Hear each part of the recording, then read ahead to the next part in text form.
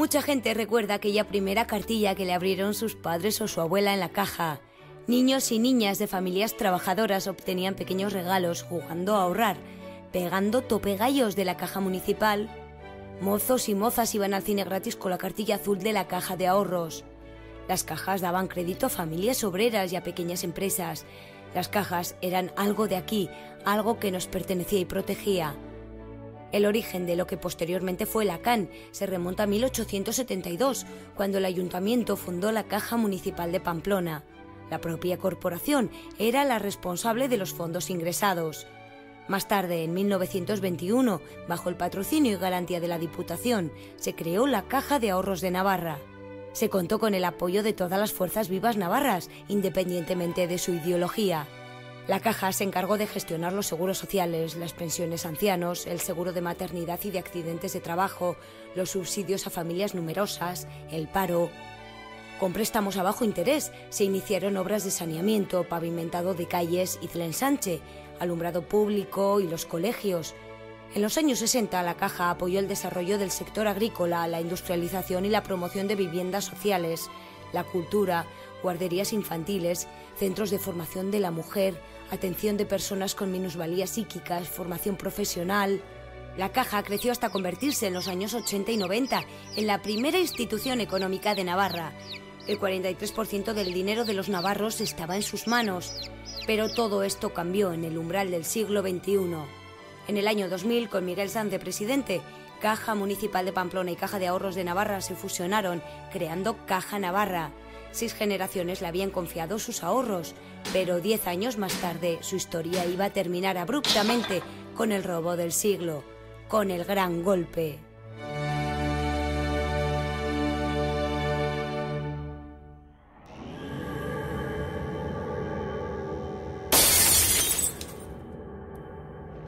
Y si les contáramos que para sufrir las tropelías y sueños de grandeza de quienes han hecho desaparecer la CAN, los navarros tuvimos que perder 24.000 millones de las antiguas pesetas? ¿Qué pensarían? Sí, los navarros perdimos 24.000 millones de las antiguas pesetas, es decir, casi 144 millones de euros. En 1998 se fundó la empresa Auna, con Endesa y Telecom Italia como principales socios, y crearon Cable Madrid. Navarra quería entrar en este nuevo negocio y las cajas navarras entraron con el 5% de su capital. Endesa y Telecom aceptaron esa entrada a cambio de 1.000 millones de pesetas, pero los navarros no serían socios de pleno derecho hasta transcurridos 3 años. Sin embargo, cuando llegó la hora, las cosas habían cambiado. Cuando llegan esos 3 años, los 1.000 millones que Caja de Ahorros de Navarra había invertido se habían convertido en 25.000. Ante la espectacular revalorización, Endesa y Telecom se echaron para atrás en sus compromisos y pretendieron renegociar el trato. A no llegar a un acuerdo, la CAN los demandó y exigió sus derechos. Entonces, Caja de Ahorros de Navarra, con Lorenzo Riezo al frente, pleitea, van a los tribunales. Y es en ese momento cuando llega Enrique Goñi a la Corporación Industrial y, aconsejado por un bufete de abogados de Madrid, cuyo abogado trabajaba y trabaja todavía en Caja de Ahorros para Caja de Ahorros de Navarra, el señor Alonso Ureba, pues les aconsejan pues dejarlo. Bueno, nos quedamos como estamos, negociamos la salida y fuera. Ante esa situación, el director de la Caja y los abogados de Caja de Ahorros de Navarra dicen, ¿cómo que desistimiento? No. Y al final pues se impone, ya llega Enrique Goñi, se impone, impone su criterio y Caja de Ahorros de Navarra pierde toda esa inversión. 24.000 millones de pesetas, 144 millones de euros. Y es entonces, en 2002, cuando tras un complicado proceso, Miguel Sanz destituye a Lorenzo Riezu y coloca como director general de Caja Navarra a Enrique Goñi.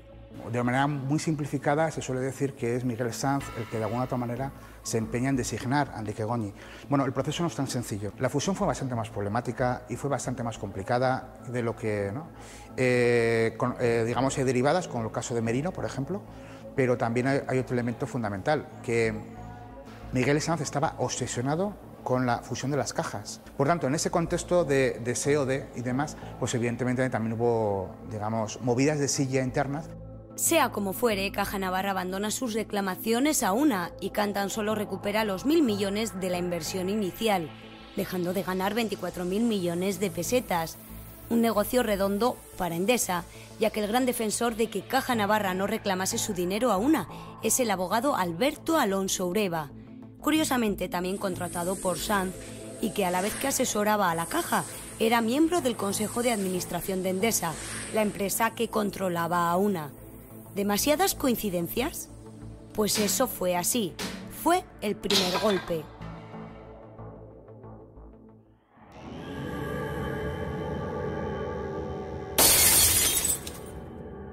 Perpetrado este primer golpe que dejó a la CAN en manos de Yolanda Barcina, Miguel Sanz y Enrique Goñi, se inició la época dorada del saqueo, de 2002 a 2009. Ha habido un proceso de degeneración en el funcionamiento de la Caja que data aproximadamente desde el año 2002, aproximadamente coincidiendo con la entrada de Enrique Goñi. ¿En qué se ha manifestado ese proceso? En un desarrollo fuera de Navarra absolutamente megalómano, que no ha conducido a ninguna parte más que a perder muchísimo dinero. Se ha traducido en un amiguismo y un nepotismo y en un favorecer los negocios de amigos y conocidos y parientes, etcétera, etcétera.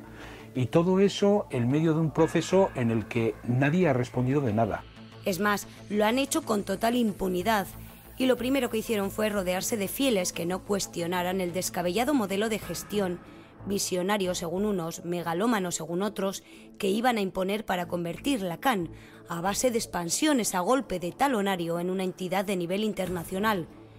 Pero ellos fueron los que se llenaron los bolsillos mientras hundían Caja Navarra. Cuando en 2002 Enrique Goñi accedió al puesto de director general, Caja Navarra tenía un total de 234 oficinas, radicadas la mayoría en Navarra, 199.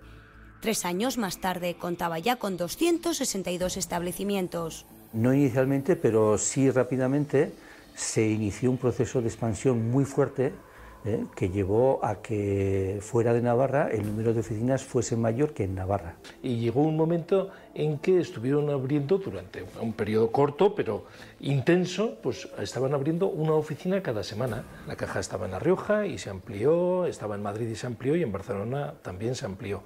Y en sitios que no estaba, que era en Guipúzcoa, en Vizcaya y en Álava, ahí también se abrieron 63 oficinas, pues en un proceso de 2 años más o menos. Y ya en 2008 la red comercial de la CAN contaba con 379 oficinas, un 61% más que 6 años antes. ¿Pero cuánto costó esta desaforada carrera expansiva a los ahorradores e impositores de la Caja? En principio era un proyecto que se hizo público, que podía llegar hasta 600 millones de euros. Nadie sabe realmente cuánto costó. Goñi, Calla y su equipo también, aunque los expertos estiman que podría rondar los 150 millones de euros. Lo que sí está mejor cuantificado es el coste en prejubilaciones de personal no afín que Goñi y compañía pusieron en marcha y que ha costado a la Caja más de 285 millones de euros. Entre 2002 y 2009, la CAN prejubiló a 334 trabajadores, algunos con tan solo 52 años. Parece ser que la idea de Enrique Goñi, a nivel oficial, lo que se dijo era que querían rejuvenecer la plantilla. Pero yo creo que detrás de ese motivo hay otro, que era que querían tener una plantilla menos crítica con la persona, con su persona primero, y luego con la gestión que estaba haciendo. Por un lado, se estaba gastando dinero en mandar a la gente a casa, pero por otro lado, se estaba contratando a gente. Con lo cual, de alguna manera, se duplicaron, si no todos los gastos, pero gran parte. Se duplicaron gastos y lo peor es que estas prejubilaciones fueron innecesarias porque la Caja siguió contratando a gente. Al término de esta operación de prejubilaciones y expansión de oficinas, la CAN tenía casi 700 trabajadores más que al principio. Curioso y contradictorio, porque la Caja enseguida volvió a despedir a trabajadores. Todo el proceso que lleva desde la creación de Banca Cívica hasta la integración con CaixaBank va generando cierres de oficinas, va generando ajustes de plantilla, hay prejubilaciones en el 2011, hay prejubilaciones en el 2012, suspensiones de empleo en julio del 2012, que al final suponen un ajuste de plantilla en Navarra pues de más de 250 personas. En concreto, 273 salidas, 134 de ellas forzosas y cuyo coste aún se desconoce a ciencia cierta, pero que podría rondar los 45 millones de euros. Y es que Enrique Goñi, con un sueldo que algunos cifran en 1,2 millones de euros anuales, se dedicó también a repartir grandes sueldos entre los afines de su equipo. A la gente veterana, pues las milongas que tenía este hombre, pues prácticamente no nos convencía a nadie. salvo pues a los que estaban alrededor de él y que se estaban beneficiando pues de subidas de categorías y de muchas cosas, ¿no? Además, bajo la gestión de Goñi, el número de altos directivos aumenta de manera llamativa y el dinero destinado a pagarles se duplica. Pero pasemos al ladrillo, el cáncer de las inversiones en todo el sector financiero estatal. Hasta el año 2007, Caja Navarra tiene pequeños beneficios, pero a costa de asfixiar a miles de navarros obligados a pagar hipotecas imposibles que ahora se concretan en cientos de amenazas de desahucio. La Caja tuvo un papel sobresaliente en las tramas especulativas que posibilitaron esta situación.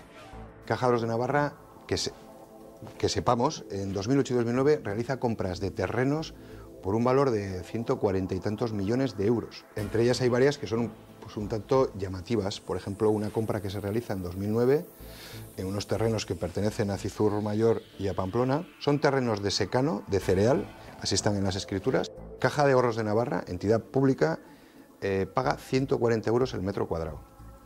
Para cualquiera que sepa un poco de estas cosas, el secano, el cereal de secano en la comarca de Pamplona pues, tiene un valor de, no sé, deciros 5 euros. Caja de Ahorros de Navarra yo creo que debería explicar por qué a un señor que además era deudor de Caja de Ahorros de Navarra se le dan 9 millones de euros por unos terrenos.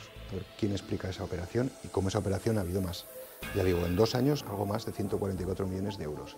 Otro caso del dispendio en Cannes es el de los famosos paseos en helicóptero en París. En 2007, y bajo el lema de la Revolución Francesa, Liberté, Égalité, Fraternité, posaron los 150 clientes VIP invitados por la Cannes a París. Un viaje organizado y pagado por la entidad a través de su empresa Diálogos. Con anterioridad habían viajado al menos 2 veces a Londres y otra a Berlín. No eran unos viajes cualquiera, paseos en lancha, entradas a la famosa noria londinense, visitas a museos, incluso pases VIP para representaciones teatrales. Pero el viaje a París dejó huella en todos ellos por el derroche de medios. El 18 de mayo de 2007 se inició este último y lujoso viaje comercial. Van a unos hoteles espectaculares en París, comen en excelentes restaurantes, en cenas de gala, era todo como muy espectacular, ¿no? Por ejemplo, ellos iban en autobuses a ver un castillo, en un momento dado simulan una avería, justamente estaban en una base de helicópteros, es ahí donde los montan en los helicópteros y aparecen en el castillo de Fontainebleau, pues ahí con un montón de helicópteros, pues una tropa, todo el mundo mirando allí, a nosotros que nos lo han contado gente que estaba en ese viaje, pero la gente nos miraba como si fuéramos marcianos, ¿de dónde han salido estos? Un viaje en helicóptero que costó cerca de 40.000 euros. Los precios de estos paseos rondan los 250 euros por persona, así que si no obtuvieron descuentos, los gastos de un paseo de apenas 20 minutos podrían haber rondado los 40.000 euros. Yo no voy a entrar al debate con el señor Goñi si costaba cada viaje 70 euros o 250. Desde luego, si vale 70 euros, yo creo que va a haber autobuses que van a ir a hacerlo pasado mañana, ¿no? Entonces, entre los que participaron en ese viaje están varios de los que acompañaron al señor Goñi el otro día en su comparecencia parlamentaria. No sé si para compensarlo o qué, como por ejemplo el señor Sarriá, actual presidente de la Confederación de Empresarios, y el señor Colina, presidente del Grupo de la Información, dueño del Diario de Navarra. Entre los representantes de la Caja, por supuesto, Enrique Goñi, su mano derecha Juan Oderiz, el secretario de la entidad Alberto Pascual, el enviado a Washington, el señor Larrañaga, el señor Ayesa Padres, presidente de los empresarios navarros, y su hijo, fiel colaborador de Goñi, la Riu del clan corellano vinculado a Sanz, o el actual consejero de Políticas Sociales, Íñigo Alli. Este viaje, lo que está claro es que el gobierno de Navarra, por ejemplo, era plenamente consciente y tenía todos los datos, por la sencilla razón de que uno de los que participó y organizó este viaje es el actual consejero de Políticas Sociales del Gobierno de Navarra, señor Íñigo Alli. Una serie de nombres muy conocidos en Navarra y que, bueno, pues que tendrían que explicar un poco a cuento de que la Caja de Ahorros de Navarra tenía que pagarles semejantes viajes. También ese mismo año, en 2007, y a las puertas de la recesión, Goñi y Juan Oderiz, su director general adjunto, comenzaron una etapa de loca expansión internacional. Cannes compró en Hungría el 30% del banco HBW Express. Desembolsó 5,7 millones de euros. Planeaba incluso pasar a controlar en 2 años el 90% de esta cooperativa bancaria centrada en Budapest. Pero la crisis arrasó aquellos planes, ya que el banco húngaro, hoy Magnet Bank, pasó a Banca Cívica y la inversión se perdió.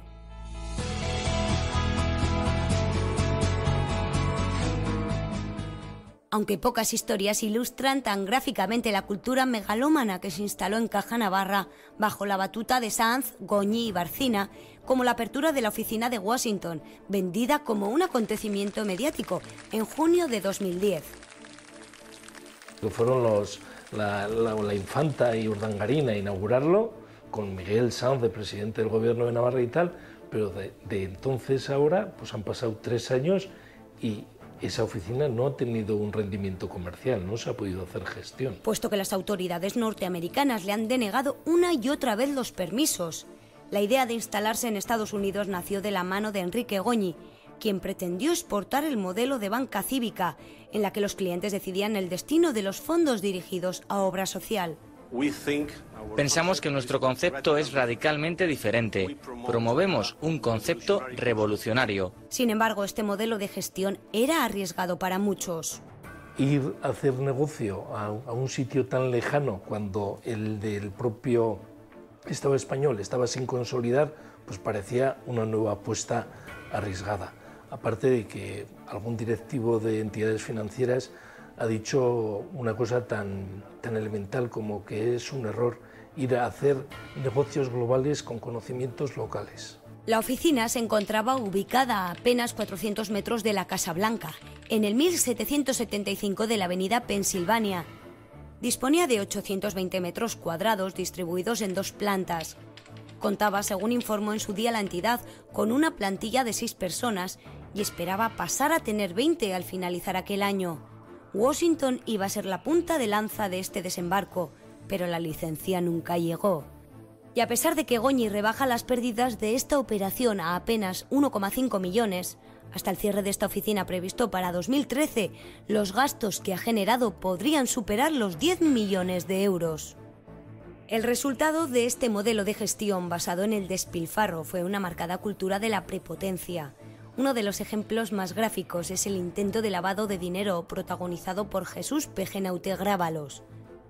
Sí, aquel consejero de Políticas Sociales del gobierno de Barcina, que presuntamente trató de lavar cerca de 180.000 euros, ordenando que le cambiaran billetes de 500 euros por otros más pequeños y de fácil manejo.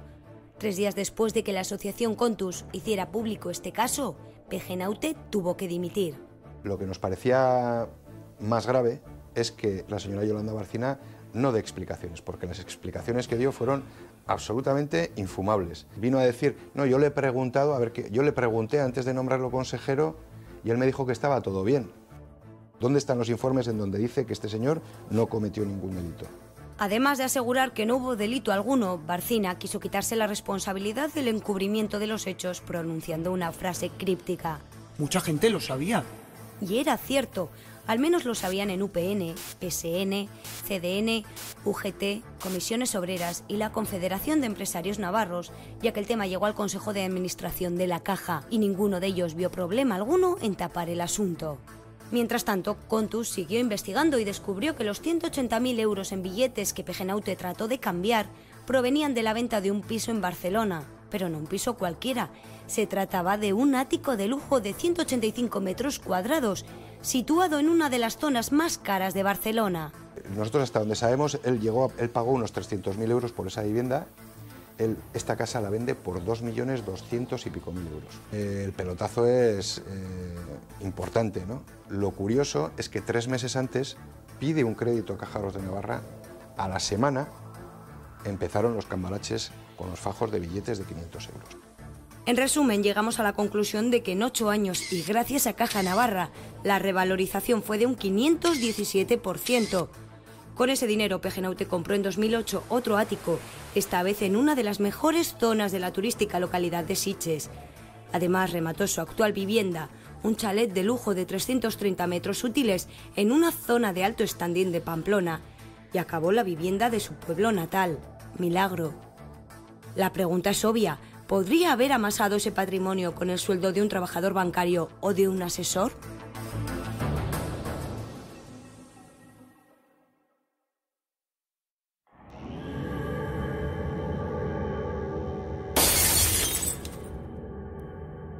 Y uno de los casos más rocambolescos relacionados con Caja Navarra ha sido el de Santiago Cervera.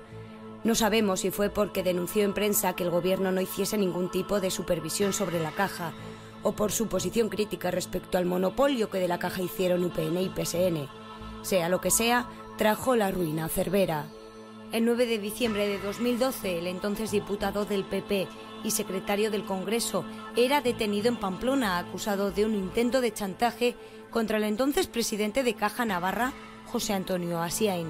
Yo no he cometido ningún delito, no he hecho ningún tipo de amenaza a nadie, ni de ningún tipo de chantaje, y que yo me he visto implicado en este asunto por unas razones que puedo entender cuáles son, que en su momento haré valer. Él niega la acusación, pero las pruebas parecen estar en su contra. El 29 de noviembre de 2012, Cervera recibió un correo electrónico de un supuesto ex empleado de la Caja que le ofrecía documentación sobre la entidad y también se le daban instrucciones para localizar dicho expediente en una bocana de la muralla del Fortín de San Bartolomé. 5 días después, José Antonio Asiain recibía otro mail, esta vez anónimo. En él le amenazaban con hacer pública cierta información sobre la relación laboral de su hijo con Caja Navarra, si no dejaba 25.000 euros en el mismo lugar donde curiosamente tenía que recogerlo Cervera. Pero Asiain lo denunció y la Guardia Civil tendió la trampa. Al tercer día, Cervera recogió el sobre y fue detenido. Yo no soy el culpable, ni el responsable, ni el autor de nada de lo que se me quiera imputar en términos de falta o de delito. Al revés, yo soy aquí una víctima. En este asunto yo soy la víctima y el denunciante, y en este proceso judicial seré el acusador. Yo no soy el juez. Más allá de la versión de uno u otro para definirse como víctimas, la pregunta es, ¿qué información sensible sobre Asiain podría valer 25.000 euros?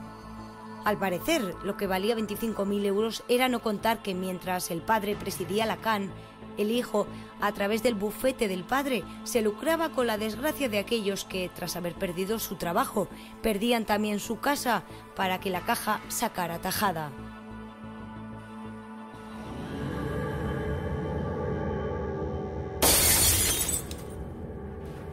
De 2002 a 2008 fueron los años dorados. Goñi era intocable, Sanz gobernaba sin oposición, Barcina era la reina en la sombra y todos trincaban sin compasión. Pero llegó la crisis, el estallido de la burbuja inmobiliaria y en esa deriva megalómana, derrochadora y prepotente impuesta por Sanz, Goñi y Barcina, la salida lógica era huir hacia adelante. Y es entonces cuando nos surge una gran pregunta. ¿Qué pasó en la CAN para que en 5 años, los que van de 2007 a 2012, pasara de valer 1.300 millones a ser vendida a CaixaBank por apenas 150 millones? Contabilizaron unos dineros que en realidad no existían. La fotografía que sacaron en septiembre del 2007 estaban infladas las cuentas, esas plusvalías estaban mal realizadas y la empresa perdía valor constantemente. O sea, que a partir de 2007 contabilizaron plusvalías, es decir, la empresa contabilizó lo que pretendía ganar con sus inversiones, pero realmente en la caja no entraba dinero contante y sonante. Gerardo Hurtado es economista y lleva tiempo estudiando la memoria económica de la CAN. Todas estas informaciones están obtenidas del estudio de las cuentas anuales consolidadas de la Caja de Ahorros de Navarra de los años 2000 a 2010. En ellas hemos visto cómo la Caja evoluciona en sus inversiones y cómo los auditores les dicen, en concreto en el año 2010 para Iscan, que tenían que haber contabilizado una pérdida de 174 millones de euros que no la hacen, y para el año 2011, para la propia Caja de Ahorros de Navarra, de 504 millones que tampoco contabilizan como pérdida y que llevan pues a reservas negativas, con lo cual 650 millones, 700 se fueron al garete. Así pues, todo de lo que alardeaba Enrique Goñi no era real. Las cuentas estaban infladas, ya que la Caja contabilizó lo que esperaba ganar con la burbuja inmobiliaria, para, con el consentimiento del entonces presidente de la entidad, Miguel Sanz, y de la presidenta de la Comisión de Control, Yolanda Barcina, afrontar en 2010 el proceso de fusión con Caja Canarias y Caja Burgos con un volumen de negocio irreal. Ha sido un año excelente para la estrategia, ha sido un año bueno para los números y ha sido un año complejo debido a la morosidad. Gracias a esta ingeniería contable, Goñi se alzó en 2010 con la presidencia de la primera banca cívica y tras la entrada de Cajasol con la presidencia de la comisión ejecutiva, en una relación de igual a igual con Antonio Pulido, presidente de Cajasol, que era una entidad muchísimo mayor que Caja Navarra. Pero llegados a este punto había que captar fondos externos y solo había dos vías: dar entrada a inversores privados o salir a bolsa. En primer lugar, Banca Cívica se puso en contacto con la sociedad de inversión norteamericana JC Flowers, pero cuando estos tiburones de Wall Street comprobaron las cuentas de la entidad, salieron huyendo. Así pues, Banca Cívica se vio obligada a acudir a los mercados en una operación ruinosa. Solo aguantó 8 meses en los parqués y finalmente la Caixa se hizo con la entidad por apenas 150 millones, cuando en 2008 valía 1.300 millones. Y precisamente por esa operación de salida a bolsa es por lo que, además de Contus, UPyD ha denunciado a los 15 altos directivos de Banca Cívica por los delitos de apropiación indebida, maquinación para cambiar el precio de las cosas, falsificación de las cuentas, administración fraudulenta y falsedad de información de carácter económico. Pues nuestra denuncia se basa en que las cifras que da Banca Cívica cuando sale a bolsa, en julio de 2011, son falsas. Son unas cifras falsas porque en realidad Banca Cívica no tenía ese patrimonio neto, esas reservas de capital, sino que seguramente tenía muchas menos o incluso tenía un capital, unas reservas netas negativas. Es decir, tenía una aguja, lo que los abogados técnicos llamamos un bujero negro. Y como siempre, los perjudicados por esta operación fueron los impositores, más de 100.000 pequeños ahorradores a los que Banca Cívica, en una agresiva campaña, engañó para venderles unas acciones basadas en unas cuentas presuntamente falseadas. Entre ellos figuran 26.000 navarros. Pero esta no ha sido la primera vez que Caja Navarra ha engañado a sus clientes. Pilar es una de las 10.000 personas afectadas, navarras, por el caso de las participaciones preferentes. Me ocurrió que me vendieron las preferentes sin saberlo. Siempre hemos estado con la Caja Navarra, nos hemos fiado de ellos porque para nosotros nos parecía que eran, pues que miraban por nosotros, porque Caja Navarra era para Pamplona y para los ciudadanos, creo yo, que para la gran mayoría había sido, pues no sé, algo muy nuestro. Entonces, bueno, nunca habíamos leído nada, nunca nos había pasado tampoco nada. Y ahí es cuando comienza toda una odisea para recuperar su dinero. Intentar hablar con unos, intentar hablar con otros, nadie nos quería atender. Y entonces recurrieron a DICAE, pero todavía no han recuperado su dinero, y el disgusto y la sensación de que les han engañado no se lo quita a nadie. Y una persona que formó parte del Consejo de Administración de la Caja durante sus 3 últimos años de vida, representando a los impositores, es decir, defendiendo los intereses de los clientes de Caja Navarra, es Gaizka Huarte. Creo que hemos defendido los intereses de todos los navarros y navarras, hemos estado en contra de este proceso porque veíamos la privatización de la Caja y la pérdida del instrumento financiero que teníamos los navarros y navarras, criticar la gestión, plantear alternativas que en ningún momento han sido tomadas en cuenta y por lo tanto asistimos hoy a la defunción de un instrumento como es la Caja Navarra. Por lo tanto, si Caja Navarra ha desaparecido no es por el destino, sino por las decisiones y actuaciones de Goñi y su equipo directivo. Si las cosas se hubieran hecho bien, Caja Navarra podría haber continuado con su andadura en solitario. Otras cajas de ahorro muchísimo más pequeñas lo han hecho hasta ahora. La valenciana Caixa Ontinyent, Caixa Pollensa de Mallorca. También existen cajas surgidas en nuestro entorno que siguen funcionando de manera independiente, como Caja Laboral o Caja Rural. Y en todo caso, si realmente fuera imprescindible fusionarse, ¿acaso no tendría más sentido haberlo hecho en el seno de la Federación Vasco-Navarra, de la que Caja Navarra formaba ya parte desde 1934 hasta la actualidad? Con Kutxabank un dato objetivo es hubiera habido mucho menos pérdida de puestos de trabajo y la Caja hubiera quedado mucho más cerca que lo que ha quedado en estos momentos con la absorción de CaixaBank, que lo único que se ha conseguido es salvar, y ya veremos hasta cuándo, los activos y los ahorros de las personas que tenemos cuentas en Caja Navarra. Eso también es lo que opinan, entre otros, Ainhoa Aznárez, del PSN, y Manuel López Merino, director de Caja Municipal y subdirector de la CAN tras la fusión de las dos cajas. Una fusión con las cajas vascas hubiese sido muy razonable, porque era una prolongación del mercado, no había duplicidad de oficinas, no había duplicidad de riesgos, etcétera, etcétera. Aquí se fue a buscar pues Canarias, Burgos, etcétera, etcétera, pero con un criterio desde luego no económico, porque resulta que aquí viene lo que dijo por ejemplo Peter Drucker, que por juntar en una cama un enfermo y uno sano no van a salir dos sanos, posiblemente saldrán dos enfermos. Si una entidad bancaria quiere fusionarse con otras entidades bancarias, lo que pretende es que esas entidades bancarias tengan solvencia financiera, ¿no? Que tengan sus cuentas saneadas. Y justamente aquí, yo no sé por qué, una decisión de estas que hacen para mí traperas, rastreras, es acudir a cajas del Estado que no tienen solvencia económica, porque así lo dice el Banco de España, y se fusionan. Por aquello de que, joder, si me fusiono con las cajas de la Comunidad Autónoma Vasca, de Euskadi, cuidado, ¿qué pasa aquí? Que vienen los vascos y nos quedamos aquí sin el Reino de Navarra, ¿no?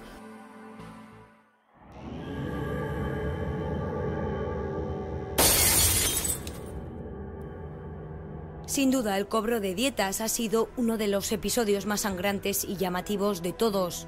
En octubre de 2011 fue cuando este periódico, insisto, dio cuenta de que había una comisión opaca en el discurrir de Caja Navarra, la llamada Comisión Permanente de la Junta de Entidades Fundadoras, de la cual cobraban 4 personas, los 4 miembros de UPN, que son Yolanda Barcina, Miguel Sanz, Enrique Maya y Álvaro Miranda. Y se cobran de razón de 2.700 euros el presidente, después presidenta Yolanda Barcina, y 1.700 los vocales, que eran los otros 3 miembros, ¿no? Estas personas se reunían por escuchar, porque realmente no tomaban ninguna decisión. Pero el escándalo fue mayúsculo cuando se descubrió que las reuniones a las que acudían se realizaban con tan solo media hora de diferencia, llegando a cobrar hasta 2 y 3 veces por ello. Hasta 2 y 3 veces por hacer lo mismo. El agravante es que el hacer lo mismo es no hacer nada, porque realmente ellos no tomaban ninguna decisión ejecutiva. Eso de tener reuniones dobles y triples en una sola mañana y duplicar y triplicar las dietas, eso es una manera, vamos, de estafar, a mi modo de ver, de estafar a la ciudadanía con argumentos que son absolutamente inaceptables. Inaceptables. Para Contus, el hecho de que por pertenecer a este órgano secreto, opaco, que es la Comisión Permanente de la Junta de Entidades Fundadoras, Sanz llegase a cobrar cerca de 90.000 euros, Barcina 68.000, Miranda 61.000 y Maya 12.000 es vergonzoso. Y es que cobraron una media de 89 euros por minuto Sanz y los otros 3, 57 euros por minuto de reunión, solo por escuchar. Es el acto más esperpéntico de todos. O sea, que lo hagan con dinero de los impositores o de los depositantes, eso me parece ya fuera de lo común. Y que eso se haga a ocultas. Se quiere decir que se hace legalmente. Mentira, se hace ilegalmente. Entonces no basta con decir, hombre, esto es mucho, esto no me lo merecía, esto lo voy a devolver. Sí, lo vas a devolver, claro que lo vas a devolver. Pero además te vas a ir a casa, porque has hecho lo que no debes. La repulsa social ha sido generalizada. Hasta en Corella, uno de los feudos de UPN y localidad del expresidente del gobierno de Navarra, la gente en la calle está cansada y más que harta. Pues que está esto mucho mal, hija mía. Que han hecho ahí lo que han querido y lo que les ha dado la gana y ahí nos han amolado a todos. A todos nos exigen que nos apretemos el cinturón, pero ellos cobrando por todos los lados. Porque si ya tienen un sueldo, ¿por qué hay tantas dietas y tanta leche? Y casi que prefiero no hablar del tema. ¿Y eso por qué? Pues porque ya sabemos todo lo que está pasando. Y somos de aquí y todos nos conocemos. Porque son los sinvergüenzas. Y que eso es lo primero que tienen que hacer de entrada, dimitir. Se debería alargar, la presidenta, ¿no? Yo para mí se debería alargar. Pues han sido unos ladrones. Ya está. No, unos sinvergüenzas porque nos cobran hasta la tarjeta y luego que están llevando tanto dinero, no hay derecho. Hombre. Pero el escándalo ha llegado a tales extremos que hasta en Madrid y en todo el Estado ha suscitado interés. Y fuera de Navarra, el caso de la Caja Navarra se ve como un caso muy importante y señero. No, en absoluto, nada de pueblo. Juan José Fernández es jefe de redacción de la revista Interview y considera que el caso Caja Navarra ha sido un escándalo, especialmente lo relacionado con las dietas. Por eso Interview ha querido conocer el caso de primera mano. Visto desde fuera de Navarra, ha habido 2 elementos que probablemente no sean los más sustanciales del caso, pero que han tenido un enorme impacto. Dietas dobles y triples que se cobraban por asistencia a consejos. Otro aspecto que ha tenido mucho que, digamos que ha levantado un gran interés, fueron aquellas explicaciones de la presidenta de la Comunidad Foral diciendo que cobrar aquello había sido normal en una época y que los obreros de la construcción, los alicatadores y los escayolistas cobraban sueldos parecidos. Hace 5 años quizás estas cifras no sorprendían a nadie, porque el que más dinero ganaba en una obra y llegaba con el mejor coche era precisamente el que hacía los alicatados. Una frase que ha traído cola, y es que las dietas son un tema muy polémico. Los 4 de la permanente, Sanz, Barcina, Maya y Miranda, han cobrado dietas de manera secreta a través de esta comisión opaca, pero también de manera pública. En 2010 se creó la Junta de Entidades Fundadoras con el objetivo de despolitizar el control de Caja Navarra. Sin embargo, y paradójicamente, esta Junta es la que acogió a buena parte de los políticos. Por UPN, Yolanda Barcina, Miguel Sanz, Carlos García Danero, Álvaro Miranda, Alberto Catalán, José Iribas, Javier Caballero, Ana Elizalde y Enrique Maya. Por PSN, Roberto Jiménez y Samuel Caro. Representantes de solo 2 partidos, UPN y PSN. Vamos, un ejemplo de pluralidad política y social. Pero no es la Comisión Permanente de la Junta de Entidades Fundadoras el único órgano oculto del que cobraban los gerifaltes políticos del gobierno. Según desveló Gara, durante 2007 y 2009, la presidenta navarra Yolanda Barcina y el expresidente Miguel Sanz cobraron también de la Corporación Industrial de Can y de la sociedad Iscan, empresa propiedad de la Caja, que acumuló pérdidas patrimoniales por más de 203 millones de euros en un solo año.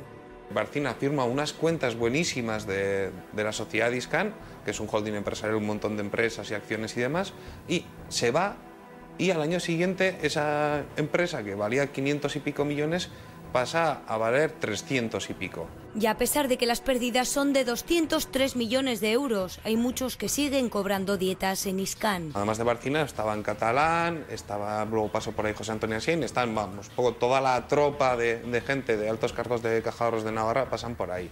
Miguel Sanz y Juan Cruz Allí, expresidentes de gobierno, José Antonio Asiain y Aladino Colín, ambos del PSN, Francisco Javier Iribarren y Álvaro Miranda, exconsejeros de Economía, todos cobraron.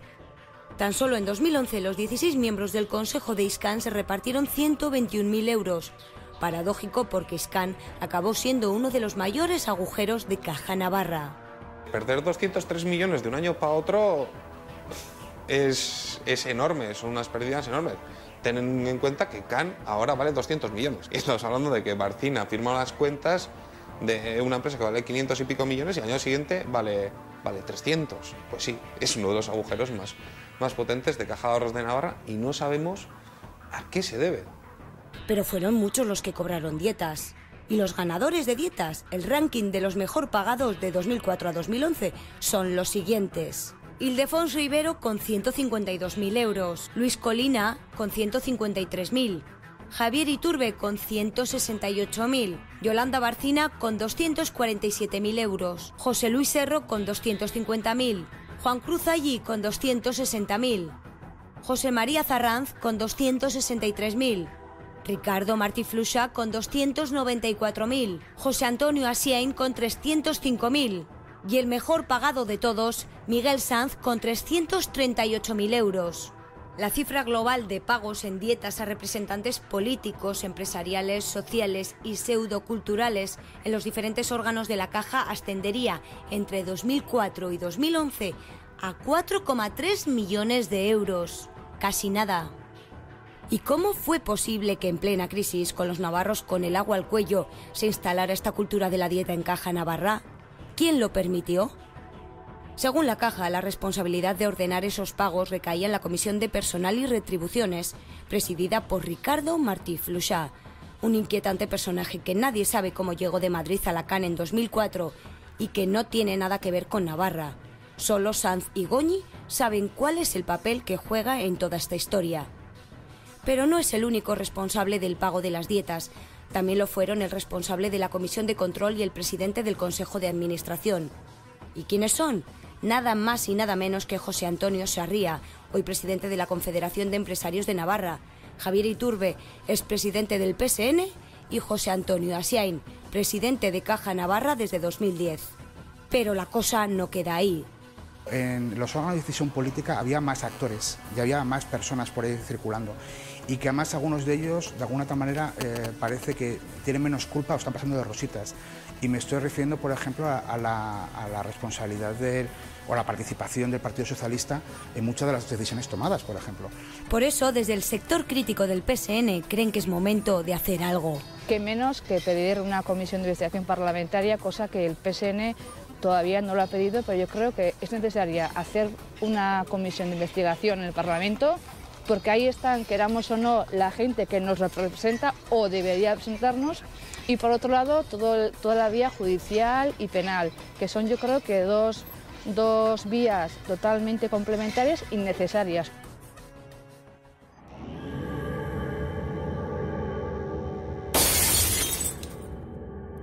Pero no eran las dietas las únicas prebendas de estos personajes. Entre 2005 y 2011 se concedieron 8,1 millones de euros de préstamos baratos, créditos blandos o por lo menos por debajo de los precios de referencia en el mercado a consejeros y miembros de la Comisión de Control de la CAN o sus familiares, según reveló Diario de Noticias. Consejeros de Caja Navarra, hasta 26, tenían la facultad, la potestad de pedir préstamos a unos tipos de interés bonancibles para sí y para terceros. Entonces, volvemos otra vez a lo de antes, ¿no? Una cuestión es que al final se pueda acreditar que esos préstamos son delictivos, y otra cosa es que sea presentable, o por lo menos, en fin, digno de ser contado, que realmente había personas que se beneficiaron por el hecho de ser familiares o gente próxima a consejeros de Caja Navarra. A las dietas y los créditos blandos se sumaron también ofertas de negocio rentables, confidenciales e intransferibles. Es lo que se conoce como inversiones para clientes VIP. Yolanda Barcina figura en la lista de clientes exclusivos que adquirieron en 2009 la propiedad de la sede central y de las mejores oficinas de Caja Navarra. Y es que ante la falta de liquidez, Caja Navarra tuvo que vender sus oficinas en una operación denominada Sale and Leaseback, algo así como te lo vendo, te lo alquilo y luego ya te lo recompraré. Caja Navarra está diciendo que se avisó a mucha gente, sí, pero la primera que va a firmar para quedarse con una parte de esas oficinas es doña Yolanda Barcina Angulo o su madre, porque fueron juntas. La presidenta del gobierno posee el 0,23% de Navarra Building porque invirtió cerca de 50.000 euros, mientras que su madre más de 80.000. ¿Por qué decimos que la información que recibió Yolanda Barcina es privilegiada? Dice, pues porque tenemos en nuestro poder un documento confidencial que se envió a los clientes, que es este de aquí, que es Estructura de Inversión en Oficinas Comerciales de Caja Navarra. Este documento ha sido preparado en interés de un determinado colectivo de clientes de Caja Ahorros de Navarra y para uso exclusivo de los mismos. Este documento tiene carácter confidencial y no puede ser distribuido a terceros sin autorización previa y expresa de la Caja de Ahorros de Navarra. El hecho de que Yolanda Barcina en el momento de hacer esa inversión fuese miembro de la Comisión de Control de Caja Navarra y alcaldesa de Pamplona, unido a la naturaleza de la inversión que Gara revela como confidencial y blindada a terceros, hace pensar que usó información privilegiada en beneficio propio. Ella probablemente sabía por los cargos que ocupaba en Caja de Ahorros de Navarra que esas operaciones se estaban realizando, que eran muy lucrativas y claro, ¿por qué sabes? Y eso lo sabes por el cargo que ocupas. Una cosa es que ese comportamiento pueda constituir o no un ilícito penal, eso es una cuestión, y otra muy distinta es que sea moralmente, éticamente aceptable. Quien está en la toma de decisiones de Caja Navarra, lo que no puede hacer es utilizar esa información, sea delictiva o no, para engordar su patrimonio. Eso es lo que no puede ser. Pero no fue Barcina la única que se aprovechó de esta oferta VIP.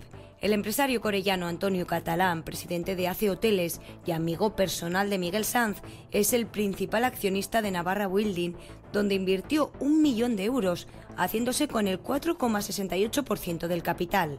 ¿Y qué dirían si supieran que el dinero de la entidad sirvió para financiar negocios del amiguete de Miguel Sanz hasta el punto de usar a la Caja para salvarle de la quiebra?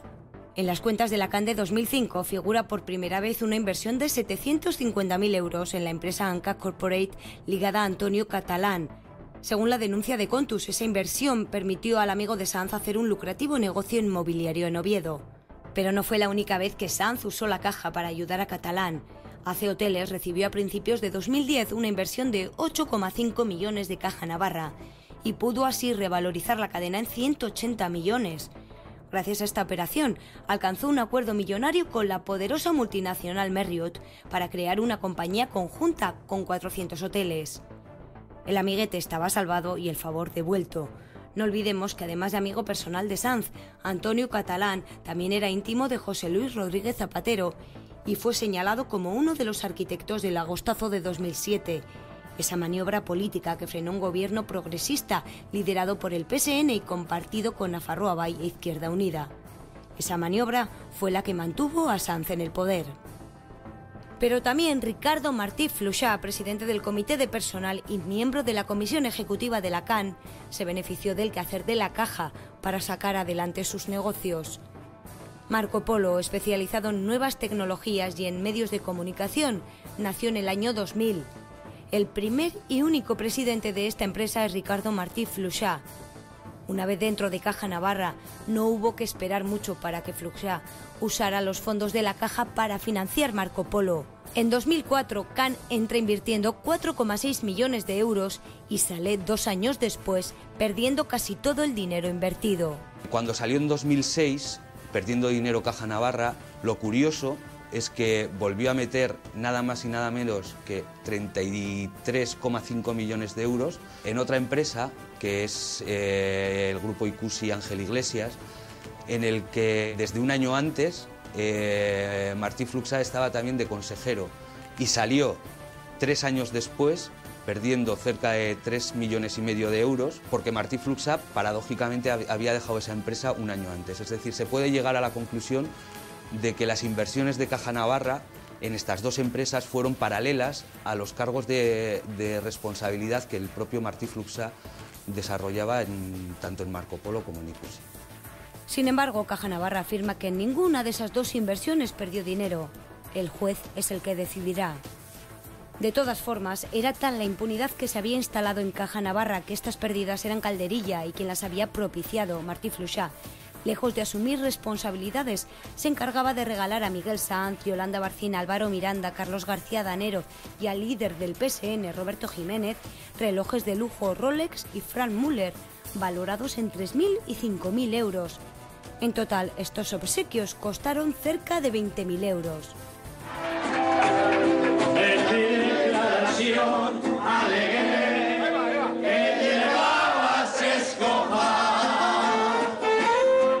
¿Recuerdan al expresidente en su viaje a Argentina cantando una ranchera? Quizá por eso le hayan considerado como la persona indicada para presidir Bodegas Sarria. ¿O es quizá un peaje por los favores prestados? Veamos. Bodegas Sarria ha sido durante los últimos años una empresa vinculada a Caja de Ahorros de Navarra, que en 2012 quedó en manos de un holding industrial dependiente de CaixaBank llamado Criteria, y donde uno de sus principales directivos es, desde el 21 de septiembre de 2012, Enrique Goñi. Un Goñi que apenas tardó un mes en tomar sus primeras decisiones: nombrar a Miguel Sanz como presidente de Bodegas Sarria y a Ricardo Martí Fluxà, a José Antonio Sarria y a él mismo como vicepresidentes. Recapitulemos. En 2000 Sanz nombra a Goñi responsable del grupo corporativo de la CAN y en 2002 consejero delegado de toda la Caja. Juntos y con el apoyo, entre otros, de Fluxà y Sarria, gestionan la etapa más oscura de la entidad y una vez acaban con ella, Goñi se queda en CaixaBank al frente de Criteria y entonces nombra a Sanz presidente del buque insignia de este holding, Bodegas Sarria, y a los otros dos como vicepresidentes. Curioso, ¿no? Según la Ley Foral de Incompatibilidades, no pueden pasar de una empresa o sociedad a otra, ya sea pública o privada, en el plazo de 2 años, y cuando Sanz es nombrado presidente de Bodegas Sarria, aún quedan 7 meses para que se cumpla el plazo. ¿Se vulnera entonces la ley de incompatibilidades? En principio no. Con la Ley Foral de Incompatibilidades vigente parece que no, porque no hay una incompatibilidad absoluta. Aunque sea legal, aunque se pueda hacer ese nombramiento, pues digamos es razonable que haya ese cruce de intereses como ha habido en este caso. Es razonable que quien sale de un cargo público inmediatamente sea recompensado con cargos en empresas privadas muy bien remuneradas, que viene por personas con las que ha tenido relación en su cargo público, aunque no se le aplique la ley de incompatibilidades. Claro, esas son las preguntas que hay que hacerse. Entonces, ahí ya no es decir era legal o no era legal, es efectivamente decir, bueno, es ético.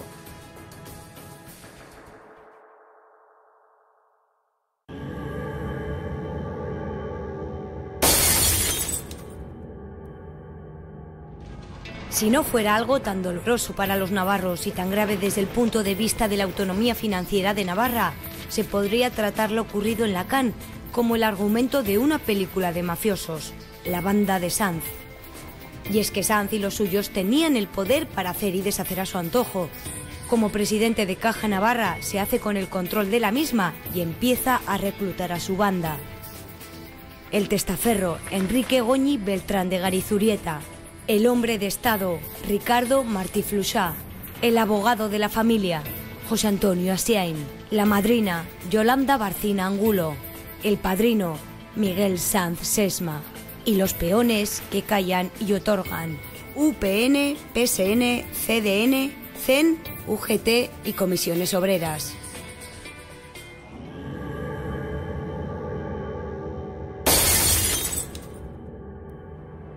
Visto lo visto, quedan muchas preguntas en el aire. Y de nuevo nos preguntamos, ¿quiénes son los responsables? Los responsables, ¿quiénes son? El equipo directivo, pero por encima del equipo directivo el Consejo de Administración. Caja Navarra en los últimos tiempos era una empresa enferma. Y era una empresa enferma, ¿por qué razón?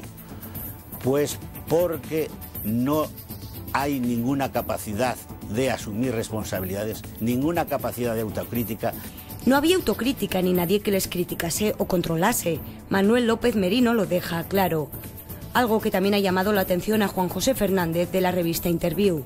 Y llama mucho la atención, y eso sí que es un elemento que tiene en común con otros sucesos parecidos de otras cajas, la clamorosa falta de supervisión por parte de las autoridades que tenían la obligación de vigilar la marcha de una entidad que, si bien no es una entidad pública, formaba parte de un patrimonio social muy importante en Navarra. ¿Y cómo fue posible que se dieran tales derroches en Caja Navarra sin que nadie lo controlara? ¿Todo esto se pudo evitar? Entendemos que si el Gobierno de Navarra hubiese ejercido las labores de inspección, supervisión que tiene encomendada en virtud de los estatutos, de las leyes forales, si hubiese ejercido estas funciones, evidentemente esto se hubiese evitado. Este es sin duda el hecho más grave, el hecho de que el Gobierno no realizase las inspecciones que habrían evitado la debacle de Caja Navarra. Y más si se tiene en cuenta que ya hubo advertencias previas por parte del Banco de España. El Gobierno de Navarra ha hecho una dejación absoluta y total de sus funciones de inspección y de supervisión. Las únicas que se han llevado a cabo ha sido por parte del Banco de España, y en dichos informes es que ya señalaban que en Caja Navarra adolecía de una gran falta de control. En su denuncia contra Goñi, Sanz y el equipo directivo que rigió los destinos de Caja Navarra, Contus defiende que este es un asunto trascendental en toda esta triste historia. Es la base de la acusación por prevaricación por omisión contra el anterior presidente del Gobierno de Navarra por no haber hecho las inspecciones pertinentes. En principio, desde Contus lo que estamos imputando sería un delito de prevaricación por omisión y un delito de cohecho. Además, a ello habría que añadir también otra serie de delitos societarios, pues por malversación de fondos, etcétera, etcétera.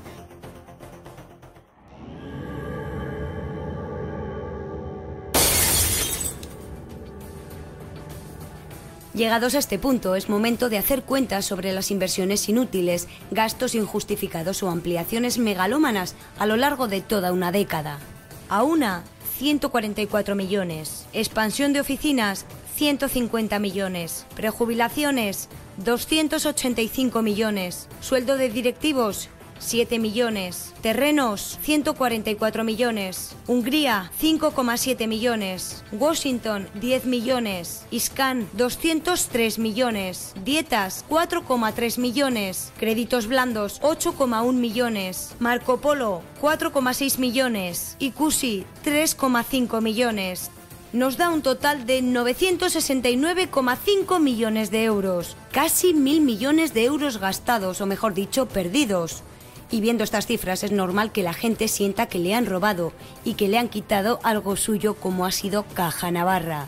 Es pena de haber visto que Caja Navarra era, no sé, para los navarros era, no sé, como una cosa nuestra. Ver que nos han quitado el dinero y que hay gente que se lo ha llevado a manos llenas, de verdad, sinceramente, es muy triste. Teníamos una caja en Navarra para financiar las compras de las viviendas, para los pequeños créditos a las empresas, etcétera, etcétera, y de repente nos hemos encontrado sin caja. Había una caja que tomaba sus propias decisiones en Navarra. En estos momentos pasa a ser, no llega al 1% de una entidad que ni siquiera toma sus decisiones aquí. Se ha perdido un instrumento fundamental para dinamizar y para impulsar la economía navarra. Hemos perdido una fuente de riqueza y una fuente de autonomía financiera importante, está clarísimo. La Navarra no ha sido igual. La mayoría de los navarros pues teníamos una cuenta, habíamos tenido una hipoteca, pues le pedíamos dinero a la caja cuando entramos y ahora no lo vamos a tener. La caja es un negocio mucho más sencillo de lo que nos están explicando. Es coger el dinero de los ahorradores navarros, prestárselo a otras personas y de ahí ganar un interés, y si hay más dinero se invierte con cabeza en empresas que sean rentables o que beneficien a la comunidad foral, que beneficien a Nafarroa, y punto pelota. Me parece una lástima la pérdida de ese instrumento, pero nunca tenemos que olvidar que Caja Navarra o Caja de Ahorros Navarra siempre ha sido un espacio de posición y de reproducción de poder. Pues de la noche a la mañana nos quedamos sin ningún tipo de activo financiero y además todavía sin que nadie diga o que entone el mea culpa. El problema en realidad de la corrupción no solamente es, digamos, las personas se corrompen, sino es toda esta especie de leyes de silencio que se articulan dentro de la sociedad. Quien quiera seguir diciendo que aquí no ha ocurrido nada, quien quiera seguir diciendo, como el señor Goñi, que la Caja de Ahorros de Navarra existe, pues no sé si es que vive en otro planeta, desde luego en otro distinto al que vivimos nosotros como Contus. En los últimos años ha sido clamorosa la actuación de Caja Navarra. Nunca nadie hasta ahora les haya pedido explicaciones, ni el Gobierno de Navarra, ni la Consejería, ni el Banco de España, y que creo que ha sido Contus quien ha llevado a Caja Navarra a los tribunales para que por primera vez expliquen qué es lo que ha ocurrido. Entonces nosotros lo que le preguntamos a la ciudadanía, digo, ¿ustedes creen que la Caja de Ahorros de Navarra existe?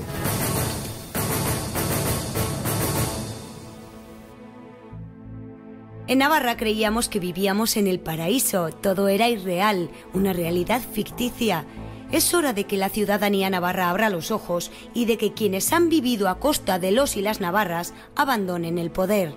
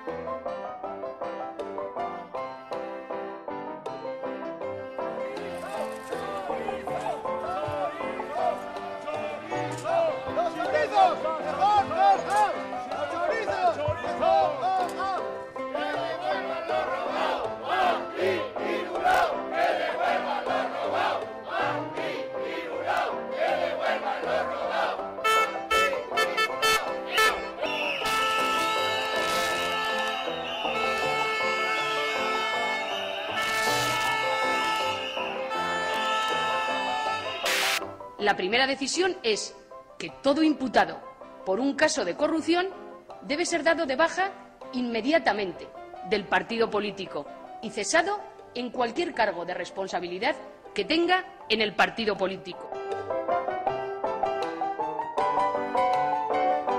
Es que parece que no entiende lo que le digo. No puede responder. Aquí no quiere que venir a darnos la matraca a nadie. Bueno, simplemente queremos saber si conoce usted que su marido pues cobraba esas cantidades para acudir a las reuniones de Caja Navarra. Yo no voy a contestar nada porque no tengo por qué contestarle nada. Bueno, ¿tiene usted Y conocimiento? ahora van a venir los escoltas y le dirán... Bien, nos amenazan con los escoltas y que nos van a decir lo que nos tienen que decir, a ver qué es lo que... No salgo otra vez yo, ¿eh? Yo otra vez no salgo así, lo digo. Bien, yo no te he mandado a salir. Me digo, para que no me manda a mí nadie a salir.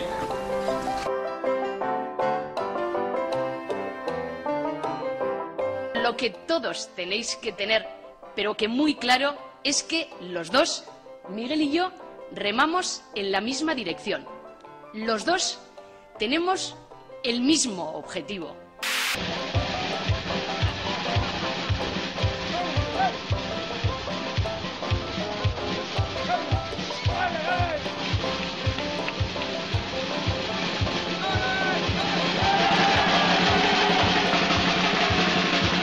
Este partido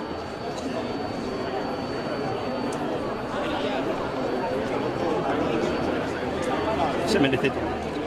No hay corrupción, aquí hay unas dietas pagadas por una entidad tan solvente como Caja Navarra. Bueno, pues yo creo que aunque tengas gusanillo, disfruta, va a ser uno de esos momentos inolvidables.